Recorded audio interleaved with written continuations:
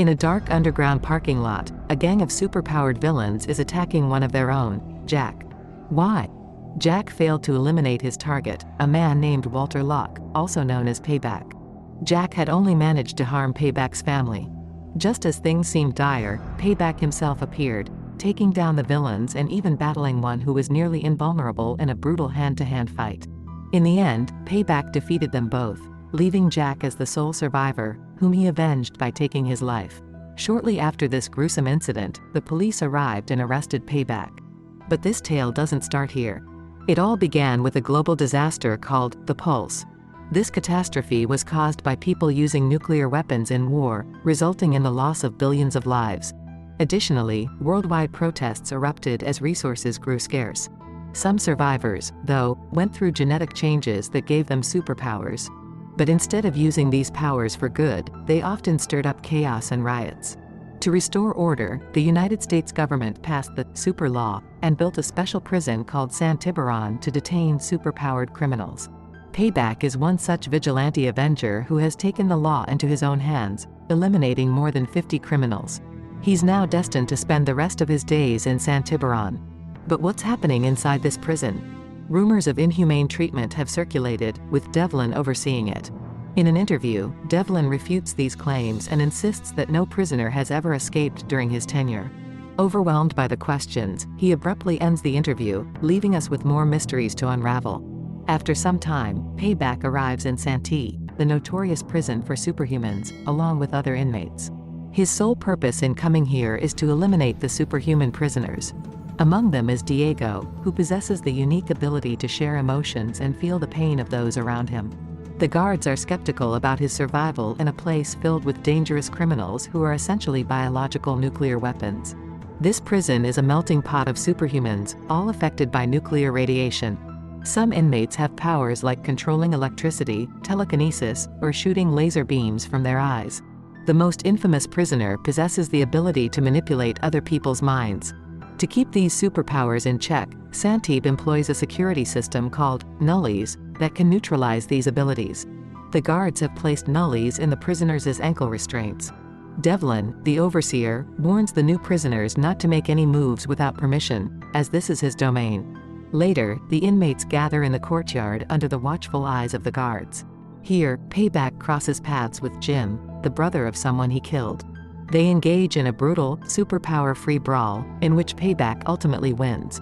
However, before he can finish Jim, the guards intervene, using the nullies to electrocute Payback.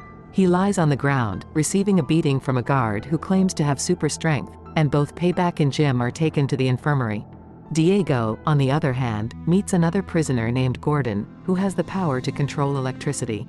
Gordon shares that he was one of the first inmates at Santee and had never been defeated before the nullies were introduced.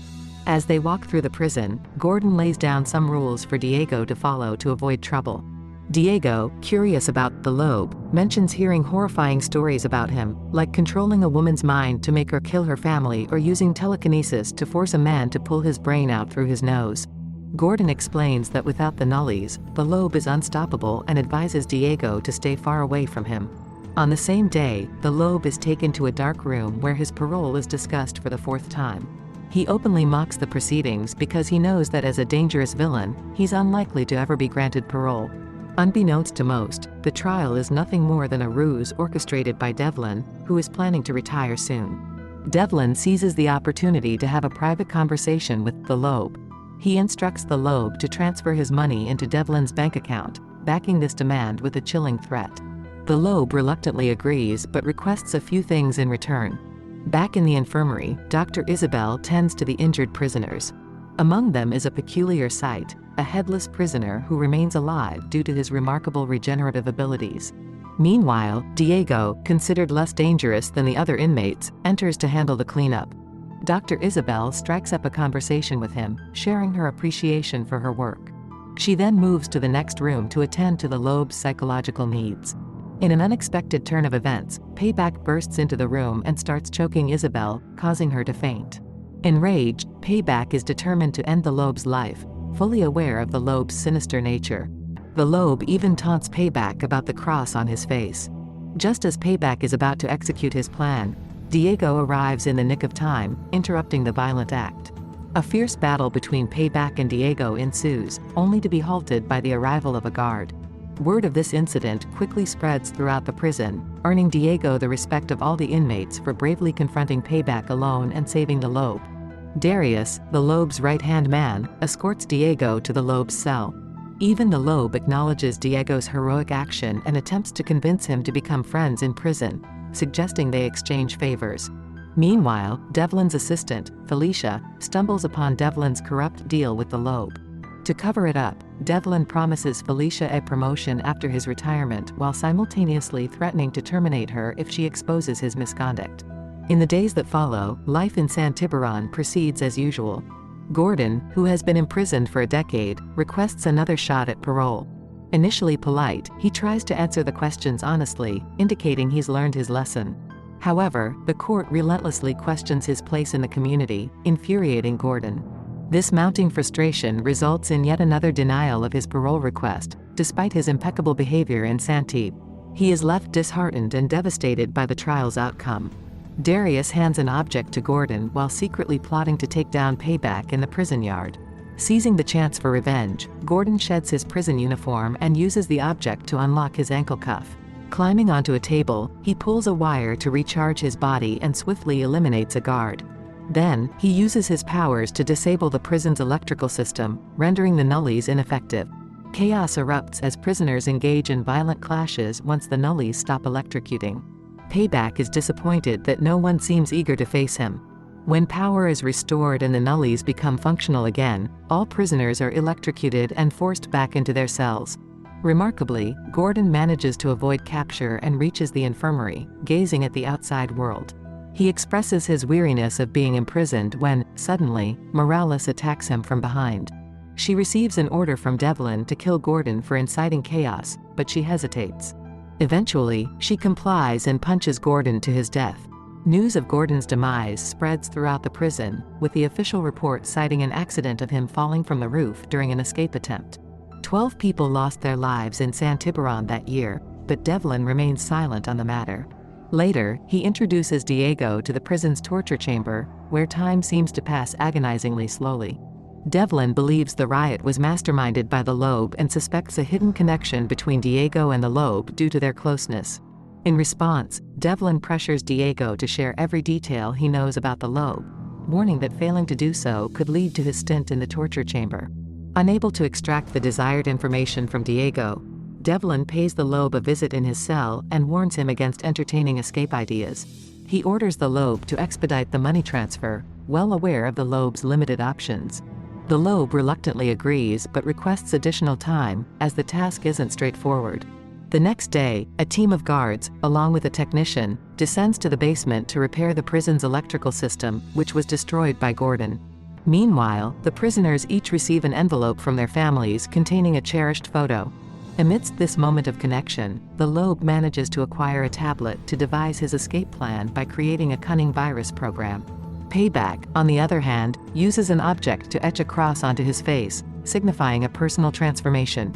Eager for a confrontation, he seeks out Jim, hoping for a fight. However, Jim, having chosen a different path, patiently awaits the right moment.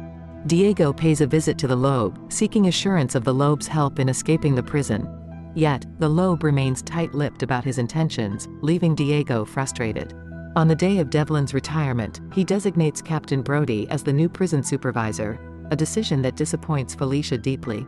Shortly after, Devlin approaches the Lobe and hands him a tablet for the money transfer. In return, the Lobe will gain a life of comfort. The Lobe begins transferring the money but seizes the opportunity to load his virus discreetly, unbeknownst to Devlin. As a result, the nullies lose their effectiveness, allowing the prisoners to regain their superpowers and initiate a second riot. While attacking the guards, prisoners also turn against one another. During this upheaval, Diego finds himself in the infirmary, where he empathetically senses the pain and emotions of his fellow inmates. Fortunately, Isabelle lends her support to ease their suffering, and Diego manages to provide comfort. Devlin receives a call from Felicia, informing him about the chaotic situation. As he tries to return to his office, the Lobe cunningly locks the door. The prison yard becomes a battleground as prisoners unleash a wide array of superpowers. Inside the prison, the chaos escalates, with some having the ability to make people vanish, create force fields, infect others through their breath, generate illusions with clones, and more. Payback faces a tough challenge against Jim, who is virtually impervious due to his bulletproof abilities. Yet, Payback manages to slip away after a well-timed distraction. Brody seeks help from Felicia to resolve the crisis, and she directs him to the basement, where the generator lies. However, the radio signal abruptly cuts off, leaving Brody to tackle the problem on his own. In an unexpected turn of events, Jim emerges in the basement, launching an attack on Brody, revealing that one of the guards has been secretly assisting the Lobe in his escape plan. Brody, initially outmatched by Jim due to his lack of superpowers, resorts to breaking a nearby pipe, releasing scalding steam that ultimately electrocutes Jim, ending his life. As the story unfolds, the Lobe discloses a hidden power to Devlin, an ability that no one was aware of. He can switch his consciousness with another person. This power is integral to his escape plan, and he employs it by swapping consciousnesses with Devlin and then incapacitating Devlin with a single punch. Brody, undeterred by the chaos, manages to restart the generator, reactivating the nullies. When the door to the basement is finally opened, Felicia remains unaware of the switch. The Lobe commands that Devlin be taken to the torture chamber, despite Devlin's protestations that he is the real supervisor. The prison staff mistakenly believes that he is the Lobe. Subsequently, the Lobe promotes Felicia to become the new supervisor of San Tiburon, a role she happily accepts. While the guards escort the prisoners back to their cells, Payback miraculously survives the riot. With Felicia at the helm, several changes are instituted within the prison, including the reclassification of prisoners based on their superpowers.